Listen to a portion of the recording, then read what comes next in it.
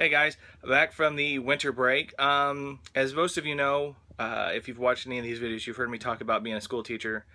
And so, this past school year was a little up and down with a few things. So I kind of took the winter off. Plus, to be honest with you, it's easier to shoot when it's a little bit warmer than when it's obviously cold and stuff. So I took a little break, and we're gonna be back with several reviews over the next, probably a couple, 2 or 3 weeks. We're going to start off with a piece I just got recently, and that is the Dain IronFoot on Boar. You might have saw this in my videos and other pictures and videos and stuff that came out during Comic-Con last year. Dain is an 800 piece edition size item. He's a pretty good sized piece, really. I mean, he's still tiny compared to, say, Azog on his warg. But he's bigger than some of the other older pieces from the Sideshow Weta line as far as the rider pieces. So, it's a pretty good in-between type piece. The detail on it's fantastic. The paint's fantastic. I'll get into a little bit more detail once I get him set up outside. So let me go do that, and we'll be right back. Alright, got Dain set up here. I'm just going to give you the quiet look over here at first.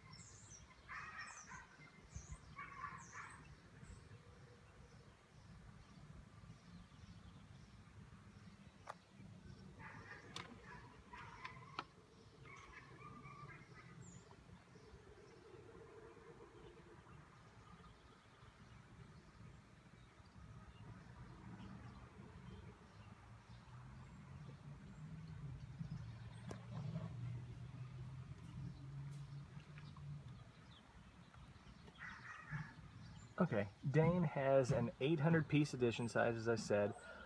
He's 15 inches high, 14 inches deep, and like 9 inches wide, I think, is, if I remember the specs from the product page correctly. It doesn't list a weight, and to be honest with you, I don't remember when I asked at Comic-Con about how much they said it would weigh. So he's pushing 10, 12 pounds probably, maybe 15. So he's a heavy little guy. Quite solid overall. He does come in several pieces, so to ensure safe shipping, his upper torso is one piece. His arm with the hammer here is another piece. The tail, you can see back there, is a piece.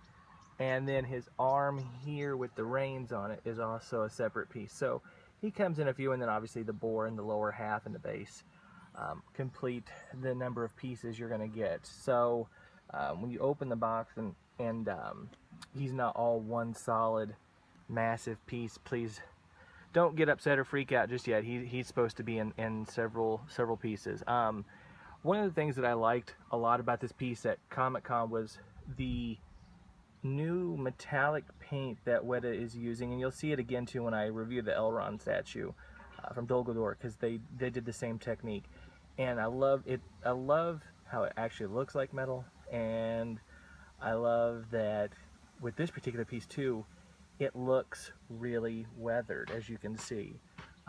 Even on the helmet, it's got some really cool weathering. Let me get you a good look here. It's really good job of weathering and making it look worn. I mean, Dain's a warrior. He's fought in many battles. I don't imagine he gets a new set of armor every time he goes out. So this has some wear and tear on it, which I really, really like. You've got some great leather work here on the board.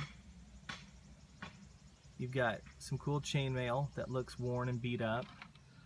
I love the paint job for the red on the hammer. It looks really nice and weathered.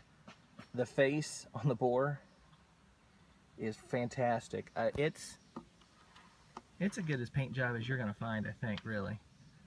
Really good job on the boar. I'll give you another look at the face on Dain here. I really think the paint job on Dain is really, really well done with the skin tones and the face and everything. He's got a nice little scar on his cheek that you can see in there. Good quality paint on the beard. His cloak looks like it's, animal fur. I don't know what kind of animal fur that was supposed to be. Maybe bear? I don't know. But it looks cool. The feathers on the helmet are really well done. Just exceptionally well done piece. I just really can't get over how well the metal paint came out. Super, super good job on that one. The base is really cool.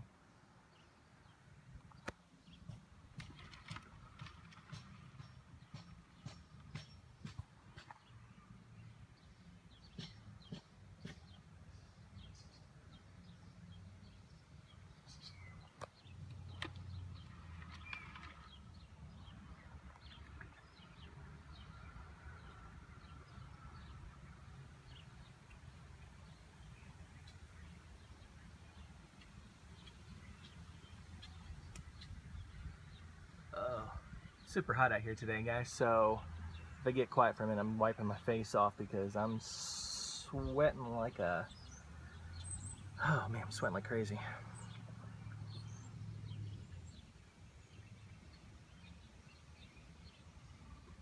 See if I can't get one more good view from far out.